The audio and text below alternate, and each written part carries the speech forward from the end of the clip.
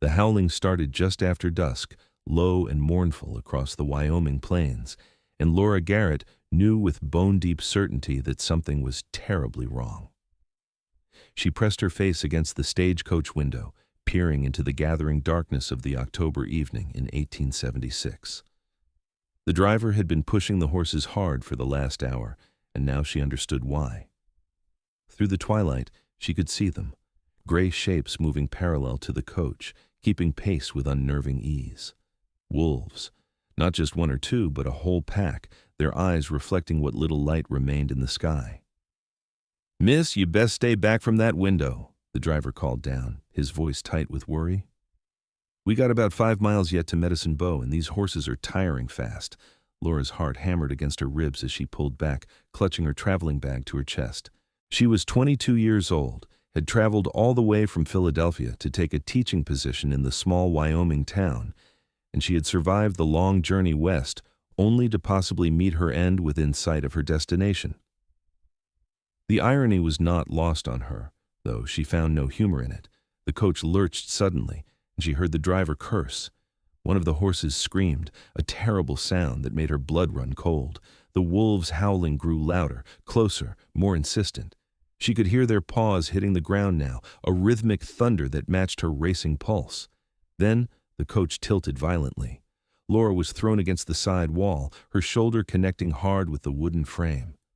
The world spun, there was a tremendous crack of breaking wood, and everything went sideways. She heard the driver shout, heard the horses shrieking in terror, and then the coach was rolling.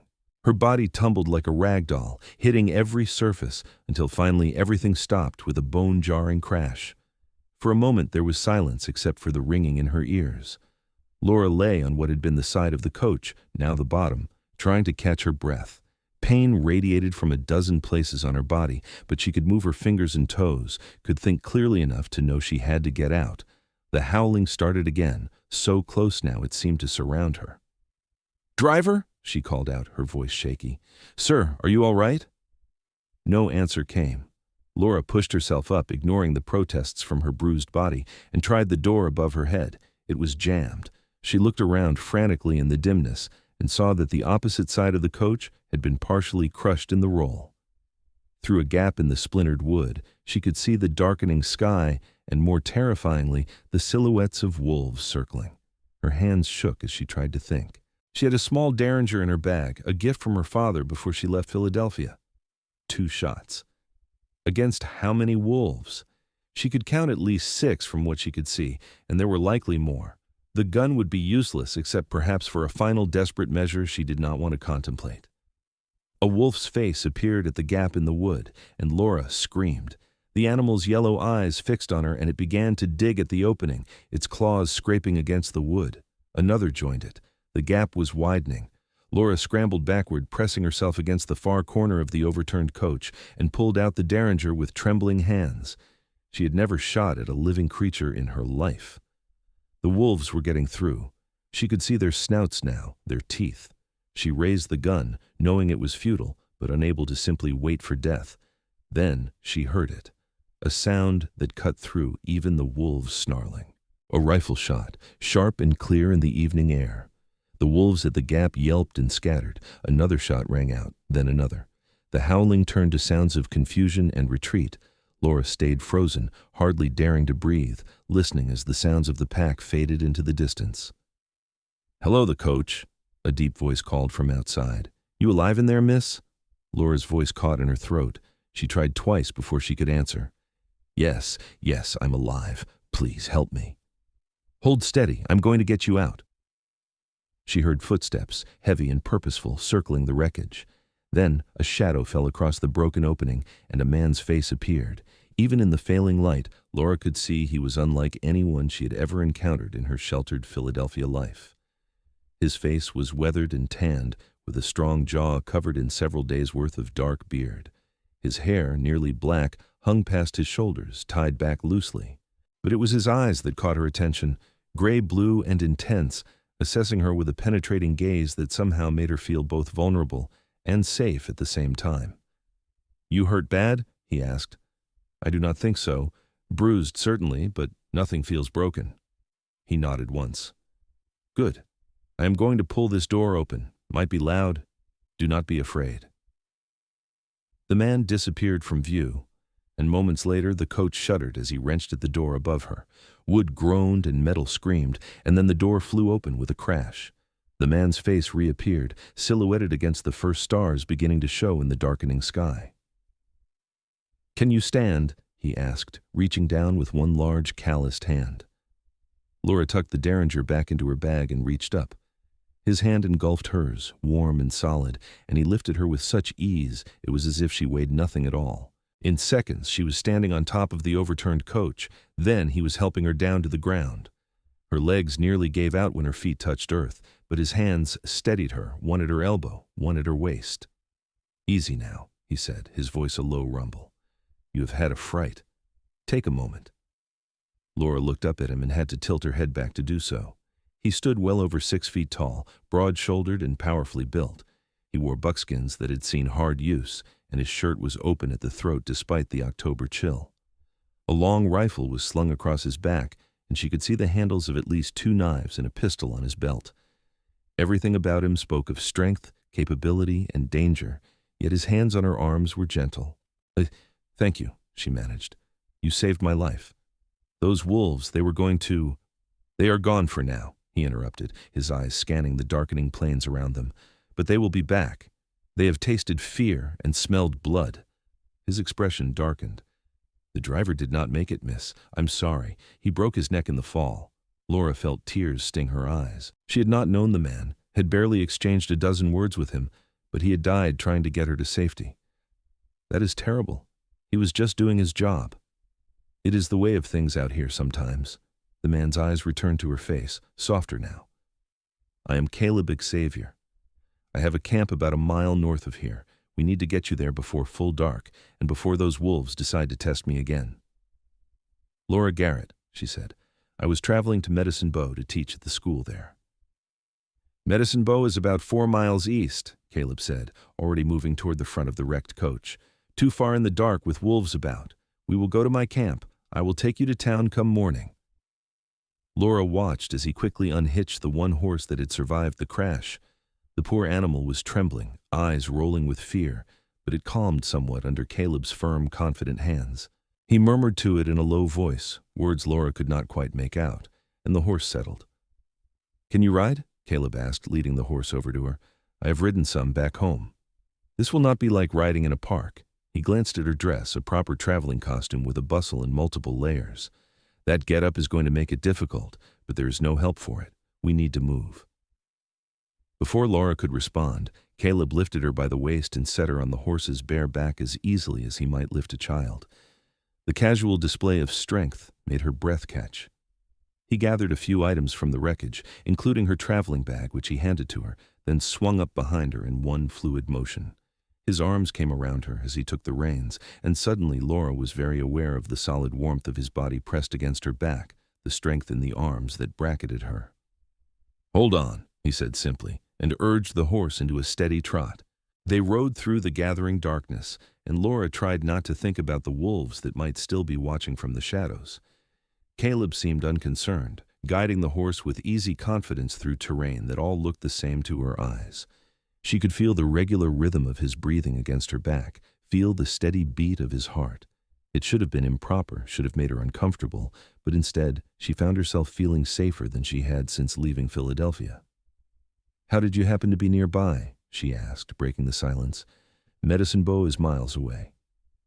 "I live in the mountains," Caleb said. "I was heading to town myself for supplies when I heard the wolves and then the crash. Came to see what the trouble was." "You live in the mountains? Alone?" "Mostly. I prefer it that way."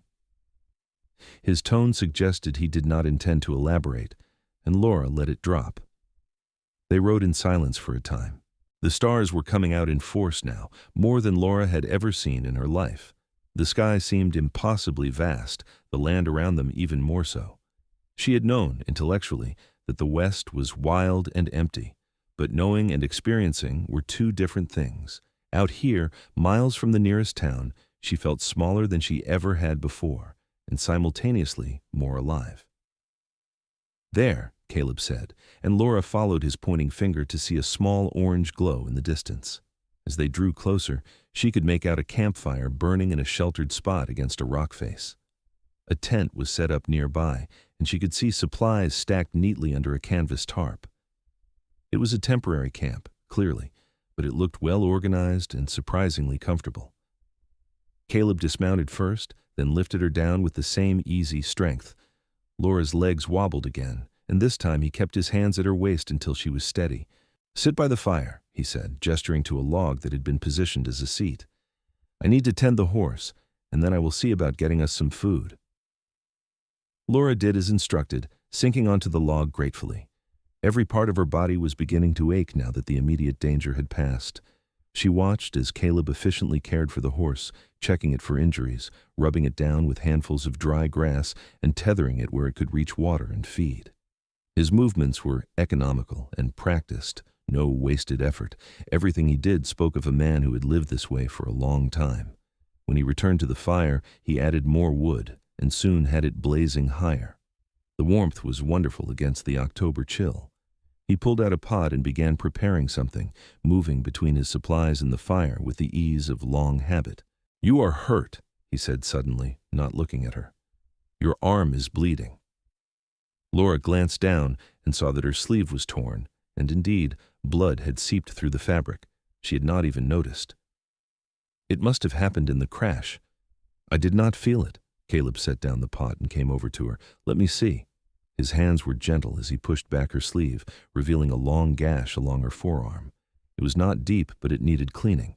Without a word, he retrieved a canteen and a clean cloth from his supplies, then knelt beside her. Laura watched his face as he carefully cleaned the wound. His brow was furrowed in concentration, his jaw set. This close, she could see the fine lines at the corners of his eyes, the weathering of a life lived outdoors. She guessed he was perhaps 30 years old, though it was hard to tell. "This will sting," he warned, and then splashed something from a small bottle onto the wound. Laura gasped at the burning sensation, but did not pull away. Caleb worked quickly, binding the wound with strips of clean cloth. His hands were large and calloused, yet he tied the bandage with surprising dexterity. "Thank you," Laura said when he finished. "You are very skilled at this. A man learns to tend his own wounds out here, or he does not last long." Caleb returned to the pot, stirring whatever was inside. "You have had a hard day, Miss Garrett. You should eat and then rest. I will keep watch."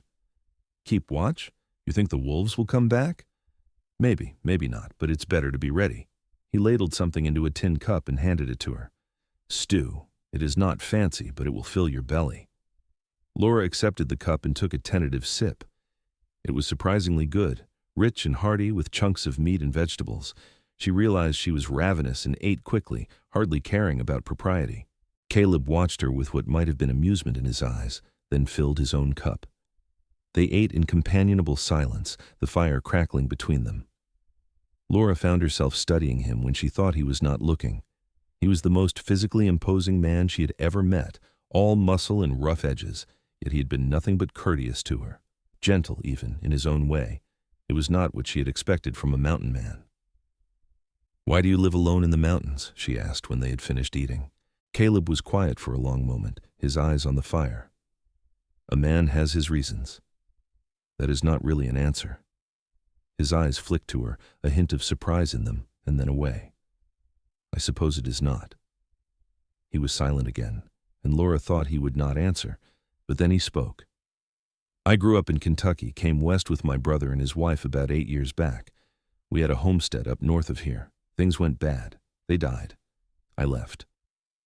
The words were flat, emotionless, but Laura could hear the old pain beneath them. "I'm sorry," she said softly. "That must have been terrible." It was a long time ago. Caleb stood abruptly, as if the conversation had become uncomfortable. "You should sleep. You can have the tent. I will stay out here and keep the fire going." Laura wanted to protest that she could not take his shelter, that it was not proper for her to be alone with him like this. But the truth was, she was exhausted, and every alternative was worse. She nodded and stood, swaying slightly. Caleb steadied her with a hand on her elbow. "I'm all right," she said, "just tired." "Go on then. There are blankets in the tent. The ground is not soft, but it beats sleeping under the stars on a cold night. Laura made her way to the tent, ducking inside to find it surprisingly spacious. There was a bedroll laid out with several thick blankets, and her traveling bag had already been placed inside. She sat down on the bedroll, began to remove her boots, and then paused. Through the tent opening, she could see Caleb sitting by the fire, his rifle across his knees, staring out into the darkness. He looked like something from another time, a figure of legend keeping vigil against the night. She had been in Wyoming for less than a day, and already her entire world had been turned upside down. Everything she had known, everything she had expected, seemed distant and irrelevant now. Out here, the rules were different. Survival mattered more than propriety. Strength and skill were worth more than social niceties. And there was something about Caleb Xavier that drew her, something beyond gratitude for saving her life. She hardly knew him, yet she felt safer with him than she had ever felt with the proper gentleman of Philadelphia society. Laura shook her head at her own foolish thoughts. She was overtired, overwrought from the day's trauma. Come morning, he would take her to Medicine Bow, and she would begin her new life as a teacher. Caleb would return to his solitary existence in the mountains, and they would likely never see each other again. The thought made her unaccountably sad. She lay down on the bedroll, pulling the blankets over herself. Despite her exhaustion, sleep was slow to come. She could hear the night sounds of the prairie, the wind, the distant call of an owl, and underneath it all, Caleb moving quietly around the camp. It should have frightened her, being so alone with a strange man in the wilderness, but instead, it comforted her. Just as she was finally drifting off, she heard it, a long, low howl in the distance. The wolves.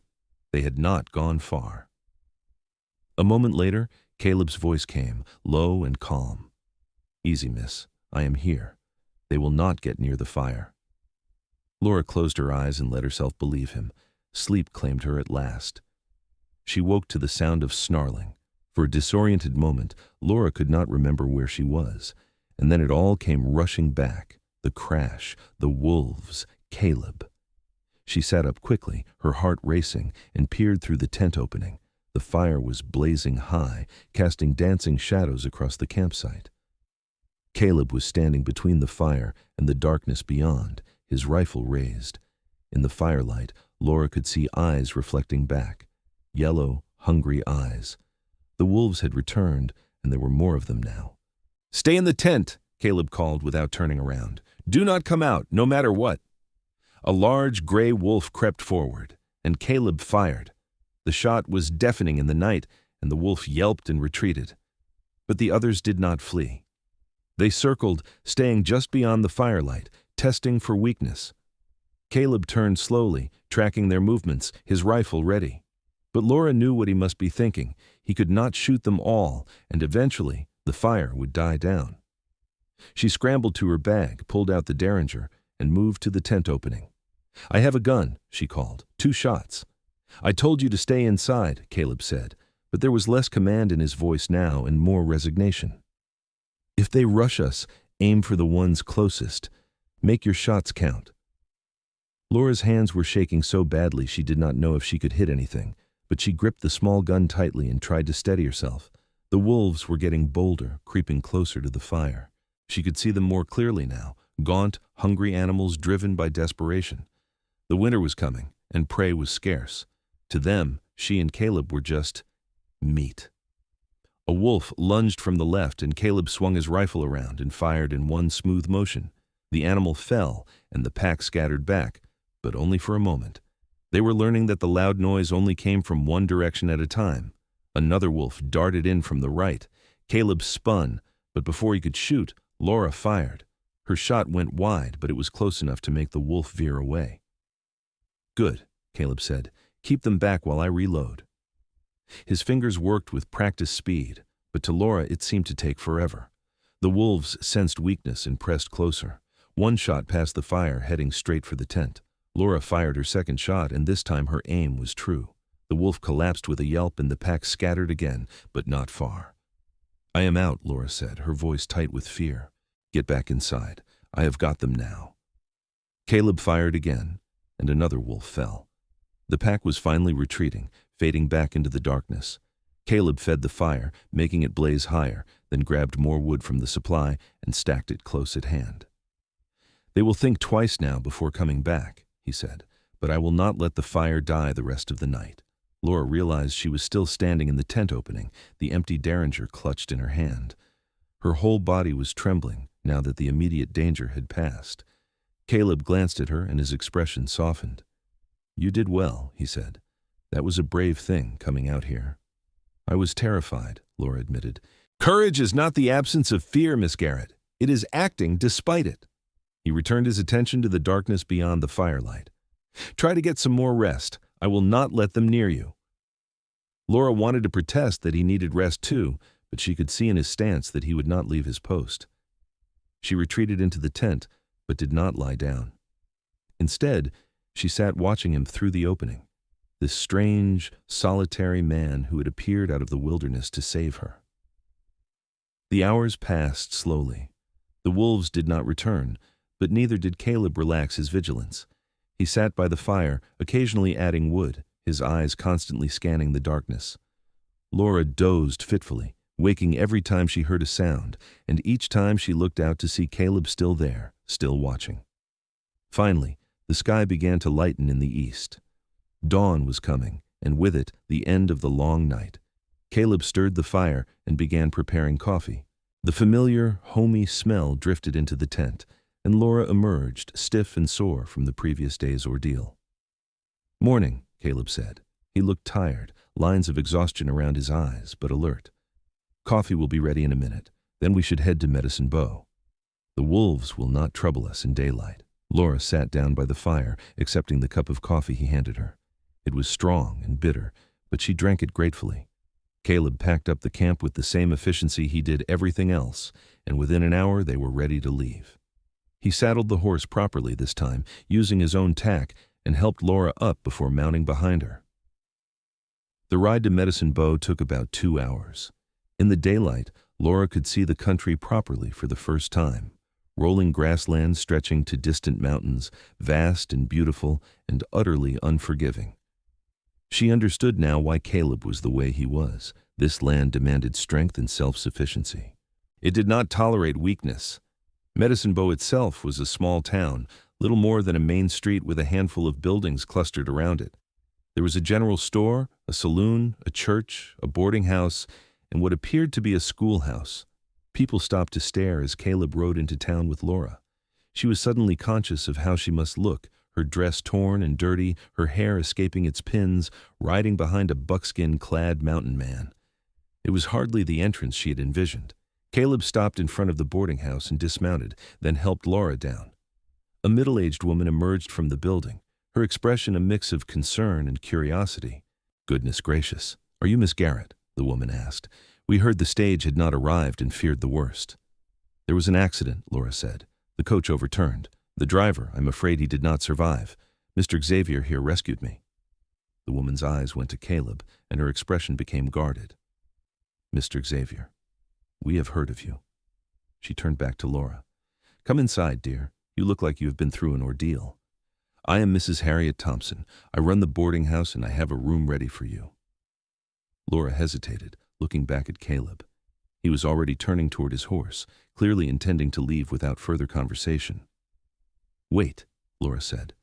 "Mr. Xavier, I have not properly thanked you. You saved my life. You stayed awake all night protecting me from those wolves. I do not know how I can ever repay you." Caleb paused, his hand on the horse's neck. For a moment, she thought he would just ride away without responding, but then he turned to face her. His gray-blue eyes met hers, and there was something in them she could not quite read. "No repayment needed, Miss Garrett. I did what any decent person would do. I hope you find Medicine Bow to your liking." He touched the brim of his hat in a gesture of farewell, then swung up into the saddle. "Will you come back to town?" Laura asked, and immediately felt foolish for asking. "I come in for supplies now and then." Caleb's expression was unreadable. "Perhaps we will meet again." Then he was riding away, heading west toward the mountains, and Laura felt an unexpected sense of loss. Mrs. Thompson touched her arm gently. "Come inside, dear. Let's get you cleaned up and fed properly. You can tell me all about what happened." Laura allowed herself to be led inside, but she glanced back once more to see Caleb disappearing down the street. She had known him for less than a day, yet the thought of not seeing him again was somehow painful. The next weeks passed in a blur of activity. Laura settled into her room at the boarding house, met the town's residents, and began teaching at the schoolhouse. Medicine Bow was small, with only about 20 children of school age, but they were eager to learn. The work was rewarding, and the townspeople were welcoming. Laura should have been content, yet she found her thoughts drifting constantly to Caleb Xavier. She asked Mrs. Thompson about him and learned that he had lived in the mountains for 6 years, coming to town perhaps once a month for supplies. He spoke to few people, kept to himself, and had a reputation as a skilled tracker and hunter.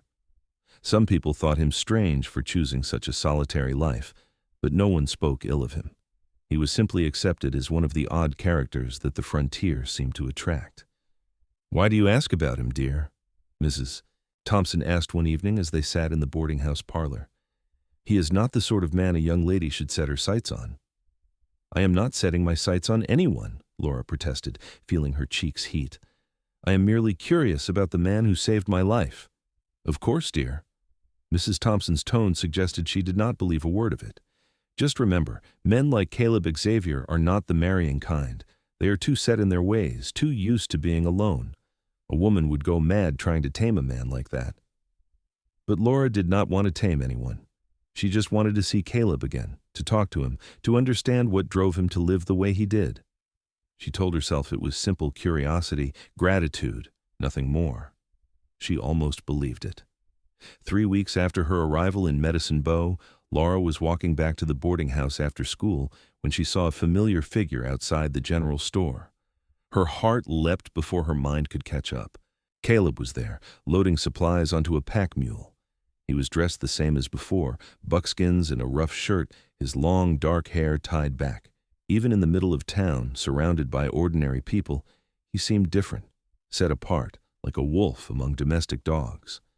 Laura knew she should walk past with perhaps a polite greeting, but her feet carried her across the street before she could think better of it. "Mr. Xavier," she said as she approached. Caleb turned, and his eyes widened slightly in surprise. "Miss Garrett, I did not expect to see you out here. I teach at the school just down the street. I was heading home." Laura felt suddenly awkward. "How have you been?" "Well enough." He tied off the rope securing his supplies. "And you? Medicine Bow is treating you kindly?" "Yes, very kindly. The people are welcoming, and I enjoy teaching the children." She paused, searching for something more to say, some excuse to keep the conversation going.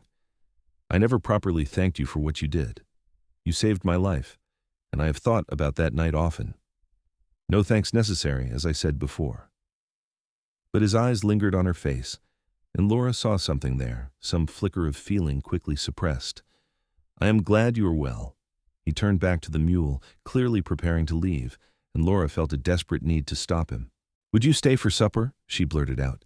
"Mrs. Thompson serves meals at the boarding house, and I am sure she would not mind another guest. It is the least I can do after all you have done for me."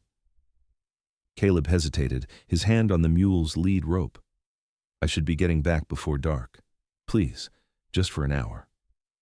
Laura was not sure why it mattered so much, but it did. "I would like to talk with you more if you are willing." For a long moment, Caleb said nothing, and Laura was certain he would refuse. But then he nodded slowly. "An hour, then, but no more. The mountain is a long ride." Relief washed over Laura, though she could not have explained why. She led him to the boarding house, acutely aware of the curious glances from townspeople as they passed. Inside, Mrs. Thompson raised her eyebrows but said nothing beyond a polite greeting. She set an extra place at the dinner table, and soon Laura and Caleb were seated across from each other, with Mrs. Thompson and 2 other boarders filling out the table. The meal was simple but hearty: roasted chicken, potatoes, and vegetables. Caleb ate with careful manners, contradicting the rough image he presented. Laura found herself watching him, noting small things: the way his large hands handled the delicate china with surprising care, the way he listened attentively when Mrs. Thompson spoke, the way his eyes would occasionally meet hers across the table and then quickly look away. After dinner, Laura suggested a walk, and Caleb agreed. They strolled down the main street as the sun began to set, painting the sky in shades of gold and crimson. For a while they walked in silence, and Laura searched for the right words. "Can I ask you something?" she finally said. "You can ask, I may not answer." Laura smiled slightly. "Fair enough. Why do you choose to live alone? Mrs. Thompson said you have been in those mountains for 6 years. Do you not get lonely?" Caleb was quiet for several paces. "A man can be lonely in a crowd, Miss Garrett. Being alone is not the same as being lonely. That sounds like something you have told yourself many times." He glanced at her, a hint of amusement in his eyes. "Are you always this direct?" "My father used to say I had too much curiosity and too little sense about when to keep it to myself." Laura felt herself relaxing, finding an easy rhythm in their conversation. "But you did not answer my question." "Not really." "No, I did not." Caleb stopped walking and turned to face her. The setting sun cast his face in warm light, softening the hard edges. "After my brother and his wife died, I found I could not stay in the places where we had been together. Too many memories, too much pain. I went to the mountains to be alone with it, and I found I preferred the solitude. Animals do not ask questions. Trees do not judge. The wind does not demand explanations. But people need more than wind and trees," Laura said softly. "Do they?" Caleb's eyes searched her face. "You are from Philadelphia, a big city. What brought you out here to this small town in the middle of nowhere?" "My own ghosts, in a way." Laura had not planned to share this, but something about Caleb made her want to be honest. "I was engaged to be married. 2 months before the wedding, I discovered my fiancé had been carrying on with my best friend. When I confronted them, they acted as though I was being unreasonable, as though I should have expected it. They said everyone had known about their affair, that it did not mean my marriage would not go forward as planned, that I was overreacting." She felt the old anger rise in her chest. I realized I did not know either of them at all. And if I could not trust my judgment about the 2 people closest to me, how could I trust it about anyone? So I broke the engagement, and when I saw the advertisement for a teaching position in Wyoming, I applied. I wanted to go somewhere I could start fresh, and where no one knew me or my mistakes. "That does not sound like running away," Caleb said. "That sounds like courage. Or foolishness. My parents certainly thought so. They said I was throwing my life away over a minor indiscretion. It was not minor to you." "No," Laura agreed. "It was not." They stood facing each other on the street, the space between them feeling charged with something Laura could not name. Caleb's eyes held hers, and she saw understanding there, a recognition of shared pain. They were both running from something, both trying to build new lives from the ashes of old ones. "I should go," Caleb said finally, though he did not move. "It will be full dark soon, and I have a long ride." "Come back," Laura said impulsively. "When you return to town for supplies, come see me. Have supper with me again." "Why?" The question was not challenging, simply curious. "Because I like talking to you. Because I think you are a good man, despite what you seem to think of yourself. Because I want to know you better." Laura felt her cheeks flush, but did not look away. "Is that reason enough?" A slow smile spread across Caleb's face, the first genuine smile she had seen from him. It transformed him, softening the hard lines of his weathered face, reaching his eyes and making them warm. "That is reason enough," he said. "I will come back, Laura Garrett. That is a promise." The use of her first name sent a small thrill through her. He left then, collecting his mule and riding out of town as the stars began to appear. Laura watched until she could no longer see him, then walked back to the boarding house with a lightness in her step she had not felt in a long time. October turned to November, and the days grew colder.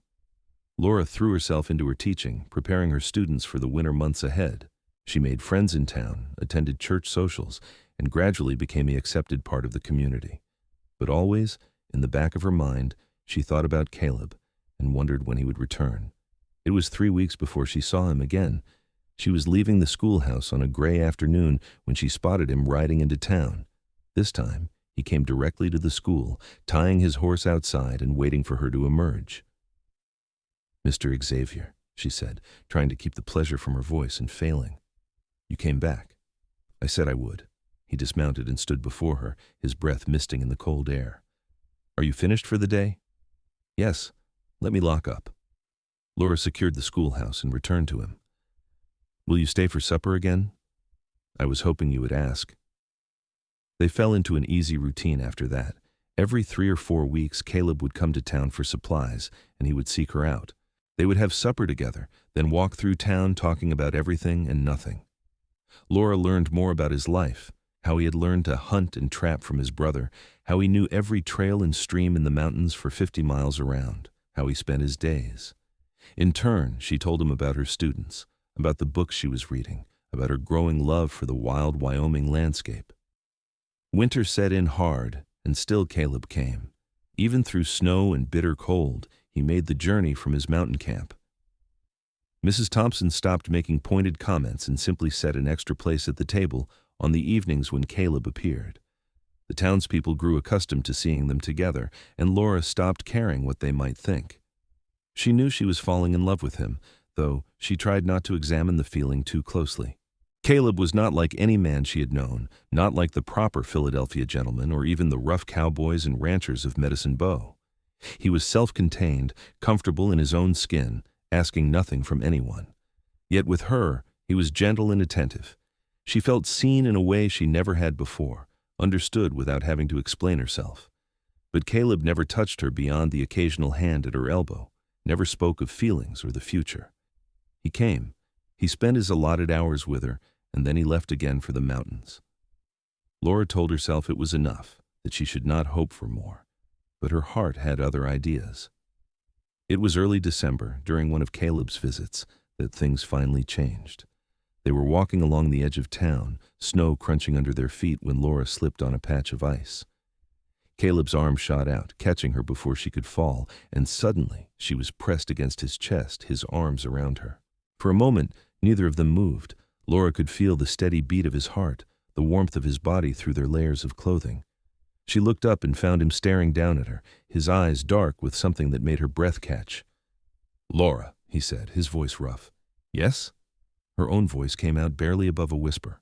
"I should not—" He stopped, his jaw clenching. "This is not fair to you." "What is not fair?" "This. Me. I come to town and spend time with you, but I have nothing to offer. I live in the mountains like an animal. I have no home, no prospects, no future beyond surviving one day to the next.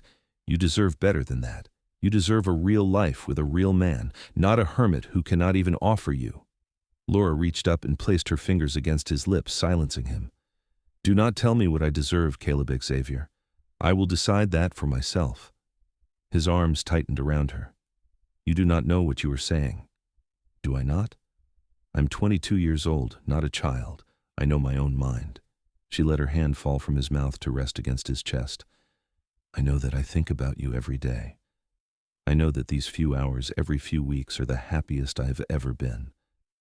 I know that when you leave, I count the days until you return. And I know that I'm falling in love with you, whether you want me to or not." Caleb closed his eyes, and for a moment he looked like a man in pain. When he opened them again, there was such naked longing in his gaze that Laura felt it like a physical touch. "I have been fighting this," he said. "Every time I ride away from here, I tell myself not to come back, that it is cruel to you and torture to me, but I cannot stay away. You have gotten under my skin, Laura Garrett, and I do not know what to do about it." "Kiss me," Laura said. "That seems like a good place to start." A sound that might have been a laugh escaped him. Then he was lowering his head and his lips met hers. The kiss was gentle at first, tentative, as if he was afraid she might break. But Laura pressed closer, her arms going around his neck, and the kiss deepened. His mouth was warm and sure, tasting of coffee and winter air, and Laura felt heat bloom through her entire body. She had been kissed before, by her former fiancé, but those kisses had been nothing like this. This was fire and hunger and rightness, a feeling of coming home to a place she had never known existed. When they finally pulled apart, both breathing hard, Caleb rested his forehead against hers. "I love you," he said, the words sounding like a confession. "I think I have loved you since that first night, when you stood at that tent opening with your little gun and all that fear in your eyes. But you came out anyway to help me fight those wolves. You are the bravest, most beautiful woman I have ever known, and I do not deserve you. but I am selfish enough to want you anyway." "Then want me," Laura said, "and let me want you. We can figure out the rest." "I live in the mountains." "Then take me to the mountains."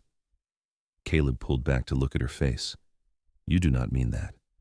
You are a city woman. You need civilization, society, comfort. I can give you none of those things." "I was a city woman. Now I'm a woman who lives in Wyoming, who teaches in a one-room schoolhouse, who has seen wolves try to break into a tent to eat her. I'm not the same person I was 6 months ago. Caleb, this land has changed me, or maybe it has revealed who I was all along." She took his face in her hands. "I do not need society or fancy things. I need you. Just you. It will be hard, harder than anything you have known. I'm not afraid of hard work. It will be lonely sometimes. Not if I'm with you." Caleb searched her face as if trying to find the lie, the doubt, anything that would give him an excuse to walk away. But Laura met his gaze steadily, letting him see the truth of her feelings. Finally, he nodded slowly. "All right," he said. "All right. But not today, not like this. If you are going to come to the mountains with me, we are going to do it proper. We will get married first here in town. Then I will take you home." "Home," Laura repeated, liking the sound of it. "Yes, let's go home." They were married 2 weeks later, just before Christmas, in the small church in Medicine Bow. Mrs. Thompson and the townspeople attended, and if some of them thought Laura was making a mistake, they kept it to themselves. The circuit preacher pronounced them man and wife, and Caleb kissed her in front of everyone with such tenderness that several of the women dabbed at their eyes with handkerchiefs. Laura had sold or given away most of her possessions, keeping only what could be carried on a pack horse, clothes suitable for mountain living, a few books, her teaching supplies, and her mother's silver locket. Everything else, all the trappings of her former life, she left behind without regret. They left Medicine Bow on a cold, clear morning, heading west into the mountains. Laura rode behind Caleb on his horse, her arms around his waist, and felt nothing but anticipation. The journey took 2 days. They camped one night in a sheltered valley, and Caleb built a fire much like the one that first night, though there were no wolves this time. They lay together under the stars, wrapped in blankets in each other's arms, and Caleb made love to her with a gentleness that made her weep with happiness. "Are you all right?" he asked, concern in his voice. "More than all right," Laura whispered. "I'm exactly where I'm meant to be." The next day, they climbed higher into the mountains, following trails that only Caleb could see. Laura marveled at the landscape. Towering pines, rocky outcroppings, crystal-clear streams frozen at their edges. It was beautiful and harsh and utterly wild. Late in the afternoon, they came over a ridge, and Caleb stopped. "There," he said, pointing. "That is home."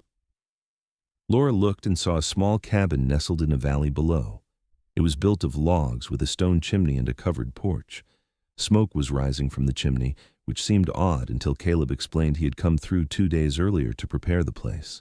Behind the cabin was a lean-to for horses and storage, and all around were trees and mountains, stretching as far as the eye could see. "It is perfect," Laura said, and meant it. They descended to the cabin, and Caleb helped her down from the horse. Inside, the cabin was simple but surprisingly comfortable. There was a large fireplace, a real bed with a straw mattress, a table and chairs, shelves for supplies, and even a small stove for cooking. Furs covered the floor, and the walls were solid and well chinked against the cold. It was not elegant, but it was warm and sturdy, built to last. "I know it is not much," Caleb said, watching her face anxiously. Laura turned to him and smiled. "It is more than enough. It is ours." The first months were an adjustment. Laura learned to cook over an open fire, to haul water from the nearby stream, to preserve meat and vegetables for the winter. Caleb taught her to shoot properly, to read the weather, to move quietly through the forest. She had known it would be difficult, but knowing and living were different things. There were days when she was exhausted, when her hands were chapped and bleeding from work, when the isolation pressed down on her. But there were also moments of such perfect contentment that Laura thought her heart might burst. Waking up next to Caleb in the warm cabin while snow fell outside.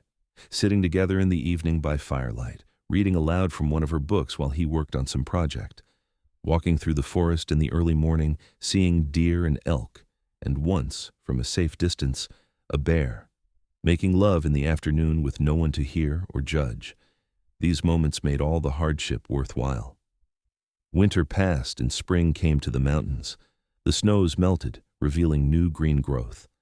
Caleb began teaching Laura to help him with his work, checking trap lines, hunting for game, tanning hides. She proved to have a good eye and steady hands. More importantly, she was not afraid of blood or difficult work, and she learned quickly. In early summer, Laura realized she was pregnant. She told Caleb one evening after supper, nervous about his reaction. For a moment he was silent, and then he pulled her into his arms and held her so tightly she could barely breathe. "A child," he said, his voice thick with emotion. "Our child." "Are you happy?" Laura asked. Happy does not begin to cover it. Caleb pulled back to look at her face. "But I'm also terrified. The nearest doctor is in Medicine Bow, and that is a hard ride. If something were to go wrong—" "Nothing will go wrong," Laura said with more confidence than she felt. "Women have been having babies since the beginning of time. We will manage." "We should go to town," Caleb said. "Stay there until the baby comes. It would be safer." But Laura shook her head. "This is our home. I want our child born here, in the place where we have built our life together." Caleb looked like he wanted to argue, but eventually he nodded. "Then I will be here, and I will take care of you, both of you." As Laura's pregnancy progressed, Caleb became almost obsessively protective. He would not let her lift anything heavy, insisted she rest frequently, and made sure she ate well. Laura found his concern both touching and occasionally frustrating, but she understood it. He had lost his brother and sister-in-law years ago, and the fear of losing her, or the baby, haunted him. In September, when the aspens were turning gold on the mountainsides, Laura went into labor.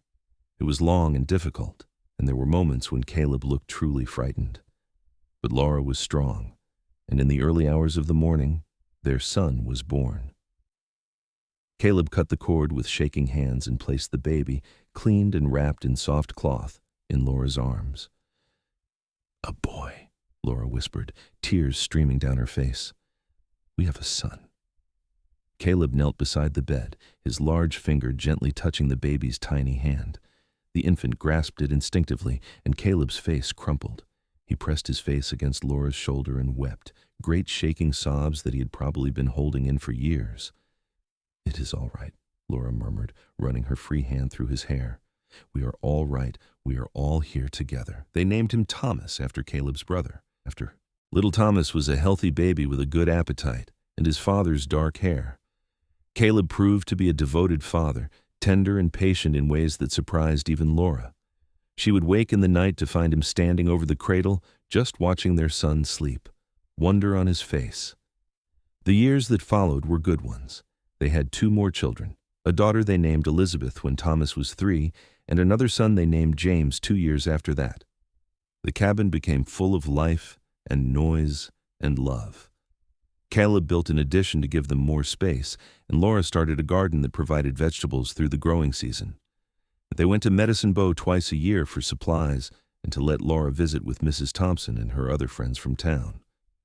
The children were welcomed everywhere, and people marveled at how well Laura had adapted to mountain life. She had become lean and strong, her hands calloused from work, her face tanned from the sun. She looked nothing like the proper Philadelphia lady who had arrived years ago, and she could not have been happier about it. Caleb, too, had changed. The hard edges had softened, the haunted look in his eyes had faded. He smiled more, laughed with the children, and sometimes, in quiet moments, would tell Laura that she had saved him just as surely as he had saved her that night with the wolves. "We saved each other," Laura would correct him, and he would kiss her and not argue. When Thomas was 10, Elizabeth 7, and James 5, they faced their first real crisis. A late spring blizzard caught Caleb and Thomas out on the trap line. They were gone for 3 days, and Laura spent every moment fighting panic, keeping the home fires burning and praying they would return safely. When they finally stumbled through the door, half frozen and exhausted, Laura's relief was so great she could barely speak. She bundled them in blankets, fed them hot soup, and later, when the children were asleep, she held Caleb and cried. "I thought I had lost you," she said. "Both of you." "We are all right," Caleb said, stroking her hair. "I kept him safe. I will always keep them safe."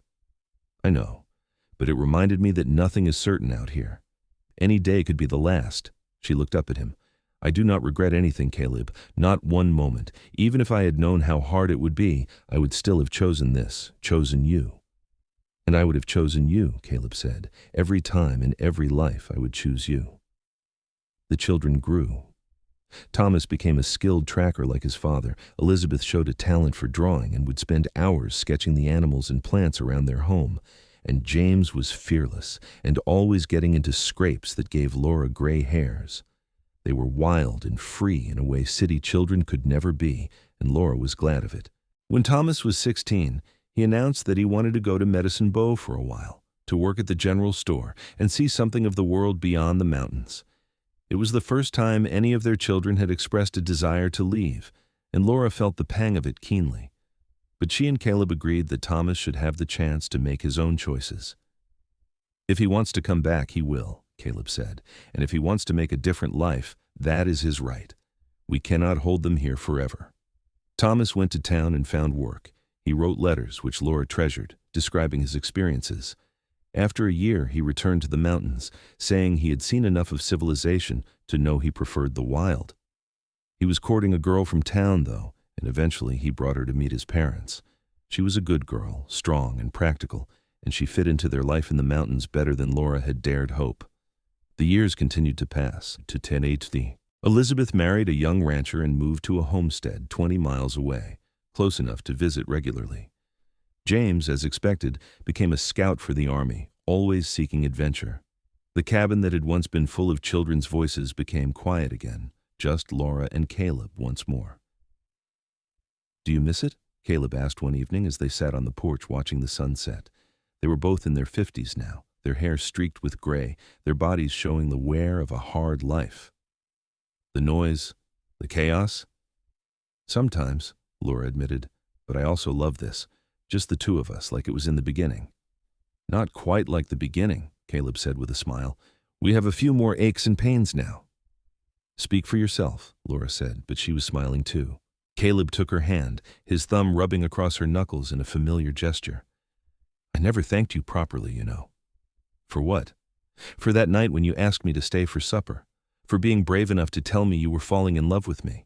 For coming to the mountains with me, even though I gave you every reason not to. For making a life here that is better than anything I could have imagined." He raised her hand to his lips and kissed it. "For saving me." "You saved me first," Laura said, her voice catching. "From those wolves." "From wolves, yes. But you saved me from a different kind of death. I was dying inside, Laura, even if my body kept moving. You brought me back to life. You gave me a reason to want to wake up every morning. You gave me a family, a home, a future. Everything good in my life comes from you." Laura leaned her head against his shoulder, and they sat in comfortable silence as the stars began to appear. She thought back to that terrified young woman on the stagecoach, running from a broken engagement and a life that had never quite fit. She could not have imagined then where she would end up, could not have pictured this rough, beautiful life in the mountains with a man she had not known existed. But every choice, every hardship, every moment had led her here, to this porch, with this man, and she would not change a single thing. "I love you, Caleb Xavier," she said. "I love you, Laura Xavier," he replied. They stayed on the porch until the stars filled the sky, the same stars that had watched over them that first night when the wolves circled and Caleb built a fire and stayed with her through the darkness, the same stars that had seen them marry, raise children, build a life from nothing but love and determination, the same stars that would keep watching over them and their children and their grandchildren for all the years to come. The morning after their conversation on the porch, Laura woke to find Caleb already up, standing at the cabin window and looking out at the mountains. The early light caught the silver in his hair, and she studied him for a moment, this man who had been her whole world for so long. He was still powerfully built despite his years, his shoulders broad beneath the worn fabric of his shirt. She could see the strength in him still, though she knew his knees ached in the cold and his hands were stiff some mornings. "You are staring," Caleb said without turning around, and Laura could hear the smile in his voice. I am admiring, she corrected, rising from the bed and padding over to him. She wrapped her arms around his waist from behind, pressing her cheek against his back. What are you thinking about? Thomas stopped by yesterday while you were at the garden. He and Sarah are expecting another baby. Laura felt a surge of joy. Another grandchild. That will make 4. Did he say when? Spring, he thinks. Caleb turned in her arms, his own coming around her. He asked if we had thought about what we want to do when we get older, whether we want to stay up here or move closer to town, to family. And what did you tell him? I told him I would talk to you. Caleb's eyes searched her face. This life is not getting easier, Laura. The winters are hard. If something happened to one of us, the other would be alone up here, far from help. Laura understood what he was not saying. They were not young anymore, and the mountains that they loved could also be unforgiving. She thought about it carefully before responding. I do not want to leave, she said finally. This is our home. We built it together. I want to stay here as long as we are able. Relief crossed Caleb's face. I was hoping you would say that. But when the time comes that it is too much, when we cannot manage anymore, I want you to promise me something. What? Promise me you will go to town, be near the children. Do not stay up here out of stubbornness or sentiment. They need you, and you need them. Only if you promise the same, Laura countered. We go together, or not at all? Caleb cupped her face in his hands and kissed her forehead. Together then, always together. The conversation stayed with Laura over the following days. She found herself noticing things she had taken for granted, the way sunlight filtered through the pines in the morning, the sound of the stream that ran near their cabin, the particular quality of silence that existed only in the deep mountains. She had spent more than half her life here now, and every rock and tree was familiar, beloved. But she also noticed the work that went into maintaining their life, the wood that needed to be chopped and carried, the water hauled from the stream, the endless maintenance on the cabin and outbuildings. Tasks that had once been easy now took longer, required more effort. She and Caleb were still capable, still strong, but time was taking its toll. That winter was a hard one, with heavy snows that lasted well into March. Laura and Caleb spent long evenings by the fire, and Caleb began teaching her things he had never shared before. The locations of his best trap lines, the places where game was most plentiful in different seasons, the signs that warned of coming bad weather. Laura understood he was passing on knowledge, ensuring she would know these things if she ever needed them. Why are you telling me all this now? She asked one evening. Because knowledge is survival out here, Caleb said simply, and because I want you to know everything I know. We are partners in this life, Laura. Always have been. Spring came eventually, as it always did, and with it brought Thomas and Sarah and their children to visit. The cabin filled with noise and laughter again, grandchildren running through the rooms that had once held their parents. Laura watched Caleb with the little ones and felt her heart swell. He was gentle and patient with them, letting them climb on him like a tree, telling them stories of the mountains. Grandfather, tell us about the wolves, the oldest grandchild, a boy of 8 named Samuel, demanded. Tell us how you saved grandmother. It was a story the grandchildren never tired of hearing. Caleb settled them around him and began the tale, embellishing certain parts for dramatic effect. Laura listened, remembering how terrified she had been that night, how certain she was going to die. It seemed like a lifetime ago, like it had happened to different people. When Caleb finished the story, Samuel looked at him with wide eyes. Were you scared, grandfather? Of course I was, Caleb said. Only a fool is not scared of a wolf pack. But you stayed anyway? I stayed anyway. Because sometimes doing the right thing means being scared and doing it regardless. Caleb's eyes found Laura's across the room. And because some things are worth fighting for, worth staying for, no matter how scared you are. Laura smiled at him, feeling the same flutter in her chest she had felt all those years ago when he first kissed her. Some things never changed, some feelings never faded. Love, she had learned, did not diminish with time if it was tended and nurtured. It grew deeper, richer, more complex. After Thomas and his family left, Laura found herself thinking about legacy. What would they leave behind when they were gone? The cabin would probably stand for a while, but eventually the forest would reclaim it. Their children and grandchildren would remember them, but those memories would fade with generations. In the end, what would remain? She mentioned these thoughts to Caleb one evening, and he considered them seriously. "I think we leave behind the love we gave," he said finally. "Our children know they are loved, and they will love their children the same way. That gets passed down generation after generation. Maybe that is the only legacy that really matters." "That's a good answer," Laura said. "I have had a lot of time to think about such things up here in these mountains." Caleb pulled her close. "But mostly I think about how lucky I am. That stagecoach could have crashed anywhere, but it crashed where I could find it. Those wolves could have gotten to you before I did. You could have been married already, or not wanted to stay for supper that day in town, or decided the mountain life was not for you. So many things had to go exactly right for us to have this life together." "Do you believe in fate?" Laura asked. "Laura, I did not used to, but how else do you explain it? You came all the way from Philadelphia, and I was just passing through on my way to town. If I had left my camp an hour later, if you had taken a different stage, if any of 100 small things had been different, we never would have met. So yes, maybe I believe in fate, or maybe I just believe we were meant to find each other." Laura tilted her face up and kissed him, a soft press of lips that communicated everything words could not. After all these years, after everything they had been through together, she still felt that spark, that connection that had drawn them together from the very beginning. The seasons continued their eternal cycle.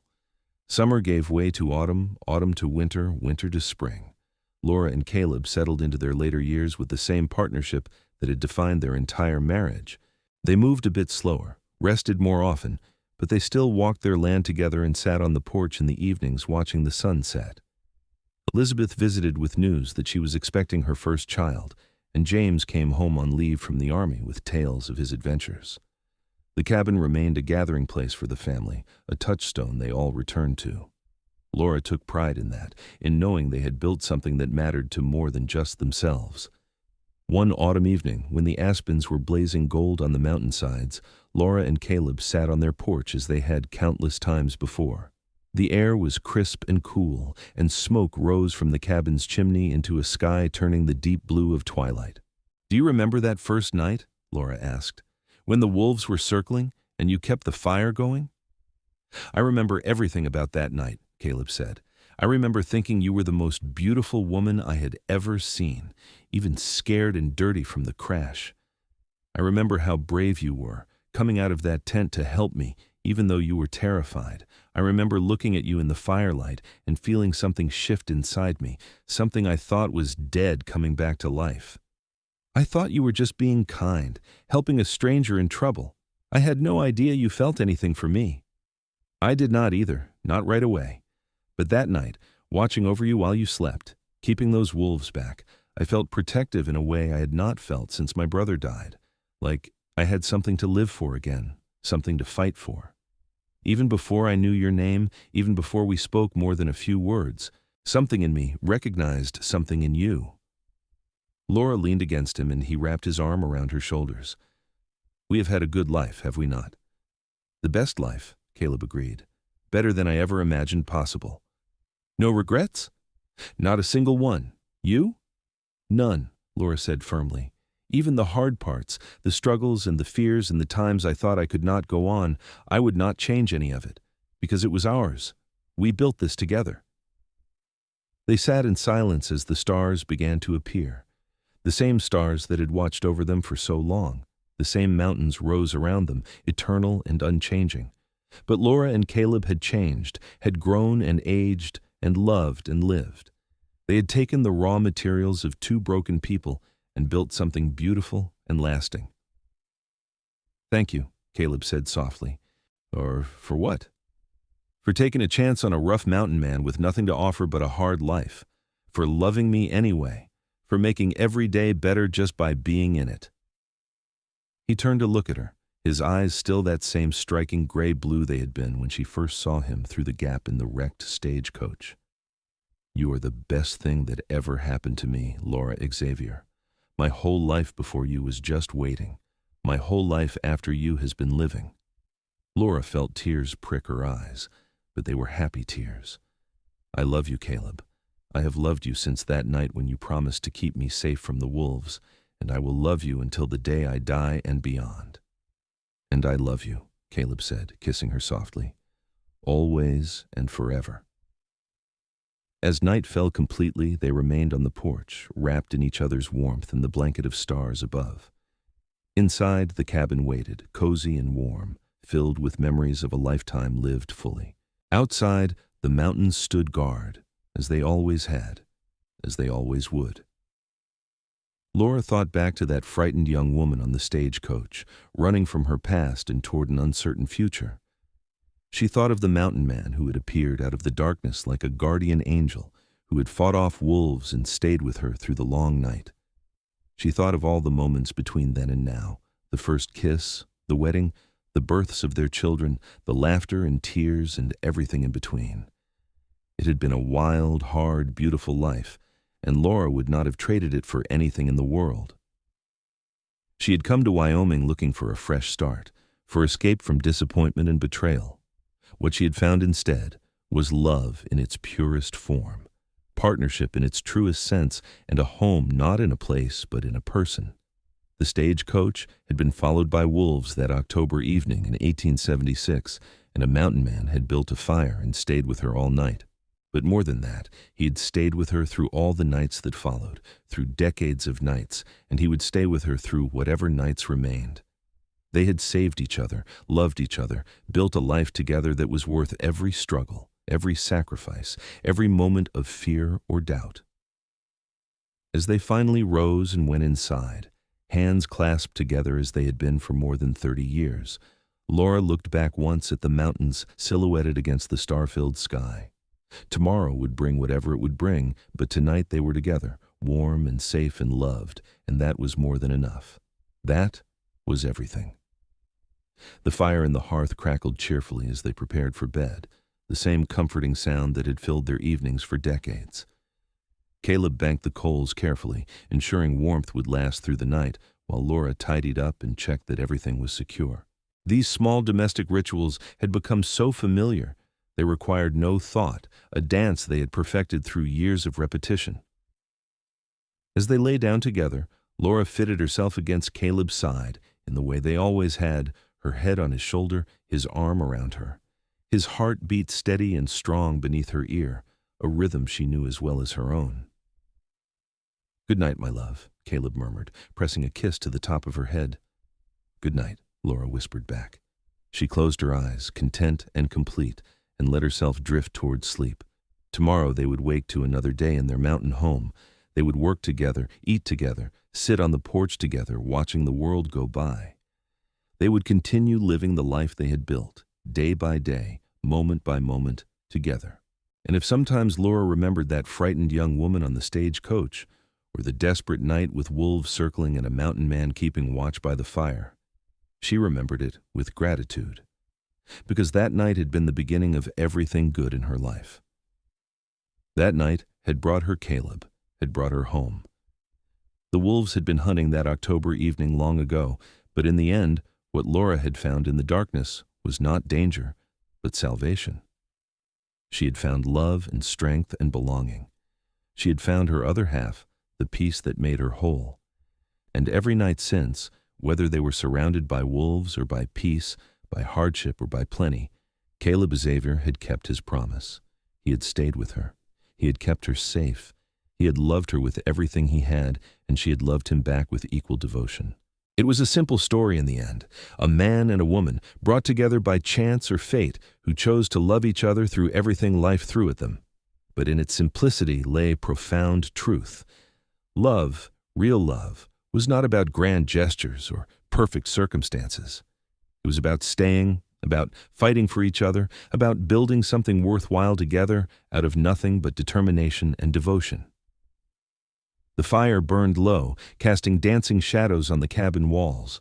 Outside, the wind whispered through the pines, and somewhere in the distance, an owl called. The mountains stood eternal watch over the little cabin and the two people inside it, the same mountains that had witnessed their whole life together and would outlast them by millennia. But for now, for this moment, Laura and Caleb were here together, and that was all that mattered. They had their love, their memories, their family, their home. They had built a life that was rich in all the ways that counted, even if it was simple by the world's standards. Laura's breathing evened out as sleep claimed her, and Caleb held her close, marveling as he often did at how lucky he had been. He had saved her from wolves all those years ago, but she had saved him from something far worse, a life lived in isolation, with no love, no connection, no purpose beyond mere survival. She had given him everything: love, family, happiness, meaning. She had taken a damaged, lonely man and made him whole again through the simple act of loving him and letting him love her back. That was the greatest gift anyone had ever given him, greater than anything he could have imagined wanting. As Caleb too drifted toward sleep, his last conscious thought was a prayer of thanksgiving for that night when the wolves had circled and he had built a fire and stayed with a frightened young woman he did not know, because that night had changed everything. That night had been the beginning of the rest of his life, the best part of his life, the only part that really mattered. And so they slept, wrapped in each other's arms as they had been for more than 3 decades, in their cabin in the Wyoming mountains, surrounded by the life they had built together, content in the knowledge that whatever came next, they would face it as they had faced everything. Together, always together, until the end.